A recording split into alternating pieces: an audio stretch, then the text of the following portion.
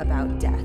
A subject that most people don't want to think about. But the inevitable hard truth that comes with being born into this living, breathing organism is that you and I are most definitely going to die. I know, right?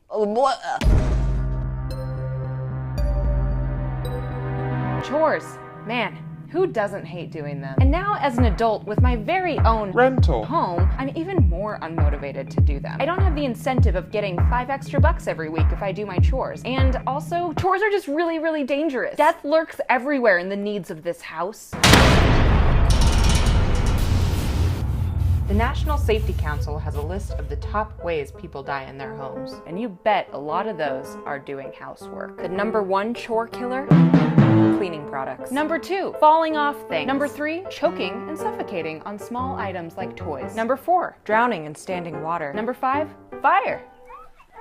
A lot of people also die by windows or glass doors. Like, have you heard of ABBA? The Europop glory that blessed the 70s and 80s with Mamma Mia and Dancing Queen? Well, unfortunately, bright pop vibes turned really dark in March of 2008. ABBA's drummer Ola Brunkert was found dead with a laceration to his throat after falling through a glass patio door in his home. He had time to get a towel and go outside to try and stop the bleeding, but ultimately collapsed in the garden. I hate that. What else do you hate? Laundry. Okay, this one's just an urban legend, but I think it makes a couple good points about clutter around the laundry room. The story goes that in 1998, a 39-year-old man in Charlottesville was doing laundry when he tried to stuff about 50 pounds of clothes into the washer. I mean, you can't really blame someone for trying to speed up the process of laundry because, like, I can't remember the last time my laundry basket didn't look like this. But when he started jamming the clothes in, he accidentally pressed a button, turning the machine on, leading him to lose his balance and get both his feet stuck inside. While squirming to get out, they said he hit his head on a nearby shelf and caused a box of baking soda to fall to the ground and a bottle of bleach to spill into his eyes, blinding him right before his dog came in to pee on the baking soda, causing a small chemical reaction and explosion. Okay, obviously this isn't real because even the most acidic of urine could not cause an explosion when mixed with baking soda. It's just science. Regardless, washing machines are creepy and scary and just watch out for them. Here's kind of a fun chore. Maybe you like feeding the birds. So did John Killigrew, a sweet, cool, bird-loving 73-year-old man who died from a fracture to his skull after falling off a ladder when feeding his birds. He was known to regularly put out seed in a number of bird feeders around the area, but this is just a reminder that even the sweetest, simple act of kindness towards wild birds can result in fatality if you don't watch your step. Taking out the trash? Remember to be aware of your surroundings. In Michigan, an 84-year-old man was hit by a trailer tractor when taking out the garbage. Granted, it was 4 in the morning, so authorities were led to believe that maybe he was a little confused and wandered out into the middle of the street, but still. Yikes. So the stories I shared today happen to be all about old men, and I realize that, but don't let that relieve your fear too quickly, because death by chores can happen to anyone, and it does all the time. Ugh, I'm a mouth of mush. Shopping. It's one of the most stressful and exhausting public experiences that we do on a regular basis. And while online shopping is gaining popularity exponentially and almost presumably causing shopping malls to die, we still need groceries, clothes, miscellaneous supplies to live a healthy, happy, normal life. And buying things requires us to leave our homes sometimes, which takes a lot of focus. Focus that can sometimes distract us from all the dangers lurking around the store.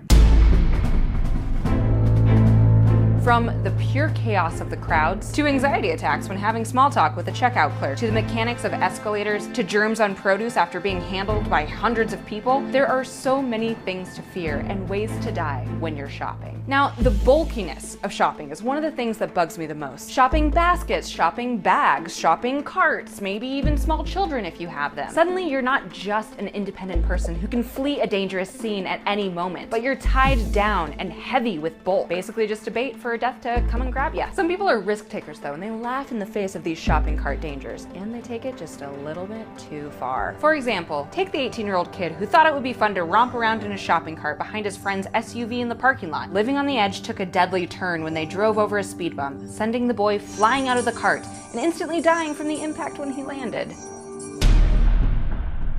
And you know, maybe you're not a risk taker at all, and you just want to get your groceries from the store and into your car as quickly and efficiently as possible. I'm with you. But even if you are that chill shopper, I cannot stress this enough. Be on the lookout for runaway shopping carts. In 2013, in China, a woman was taking out her groceries down a modified escalator designed for customers to be able to take their carts between floors. She reached the bottom of the escalator when a man at the top lost control of his reportedly 330-pound cart full of drinks, sending it down the escalator and plowing into her, sending her into a pillar. She was sent to the hospital, but still died from her injuries. But the most famous shopping killer is that one dreaded day in November. The day with all the amazing deals and record-breaking store occupancy. Yeah, I'm talking about Black Friday. I mean, Black Friday just sounds ominous. And it is, it's exactly that. It's a warning for you and for me that if we go out shopping that day, we are essentially risking our lives. And I'm not exaggerating. Since 2008, there have been 10 deaths and 105 injuries related to Black Friday. 3 out of 10 of those deaths were at Walmart. In 2008, a worker at a Long Island Walmart died from an out-of-control mob bursting into the store and trampling him to death. Then in 2016, a shopper opened fire in a Reno Walmart parking lot, killing one person after being in a dispute over who would get the parking spot. Some serious road rage. And then another Walmart story. In 2016, a man stepped in to help a woman who was being harassed and beaten by another man in the San Antonio Walmart parking lot. The man who stepped in said, "Get your hands off her," and the other man reached into his coat to pull out a gun, shooting the man in the neck, which is not how good Samaritans should be treated. And aside from shootings and Walmart, Black Friday also advertises many of its sales to be early in the morning, causing shoppers to wake up before they've had enough sleep. Sleep deprivation, super huge killer. In 2013, a father went to Black Friday with his wife and 4 daughters after getting 3 hours of sleep in a 24-hour time frame. The family began driving home from shopping with all 4 daughters crammed into a back seat meant to seat 3 so that they could allow room for the family's purchases. On the way home, the father started nodding off, causing the car to drift over the white line a lot and eventually crash into the side of a highway patrol officer car parked on the road's shoulder. The car rolled about 7 times and ejected 2 of the adult daughters who were not wearing seatbelts out of the car and tragically to their deaths.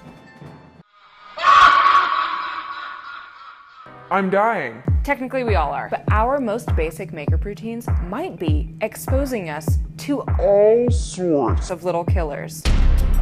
Makeup, it can be a nice, relaxing, and confidence-boosting experience, but most of us don't think about the hundreds of dangerous chemicals that we might be applying to our faces daily. From potentially cancer-causing preservatives and fragrances to trace amounts of lead still found in many common lipsticks, not to mention all the bacteria probably growing on those brushes you haven't cleaned since high school. Makeup just might kill you.